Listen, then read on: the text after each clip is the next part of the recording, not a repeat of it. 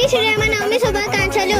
నేనైతే పూర్ణాలు గారెలు చేయబోతున్నాను చూడండి. ఫస్ట్ బియ్యం తీసుకోండి, మినపప్పు వేసుకోండి, అలాగే వాటర్ పోసుకొని బాగా మిక్స్ చేసుకోండి. దాని తర్వాత వంపండి. వంపిన తర్వాత ఒక గంట పక్కన పెట్టుకోండి ఫ్రెండ్స్. పూర్ణాన్ని తీసుకొని రౌండ్ వేసుకోండి. ఇందాక మనం నానబెట్టుకున్న రైస్ ని గ్రైండ్ చేసుకుందాం. గ్రైండ్ చేసుకున్న తర్వాత ఒక బౌల్లోకి వేసుకుందాం ఫ్రెండ్స్. ఒక బౌల్లోకి వేసినాక ఒక కడాయి పెట్టుకొని ఆయిల్ పోసుకుందాం. ఇందాక మనం రౌండ్ వేసిన పూర్ణాలని రైస్ పౌడర్లో అద్దుకొని వేసుకుందాం ఫ్రెండ్స్. ఎంత బాగా వస్తున్నాయి చూడండి ఫ్రెండ్స్. ఇంతే ఫ్రెండ్స్, ఇంత బాగా వచ్చినాయి. ఇంతే ఫ్రెండ్స్, మా వీడియో కానీ నచ్చితే లైక్, షేర్, సబ్స్క్రైబ్. బాయ్. అందరికీ జై శ్రీరామ్.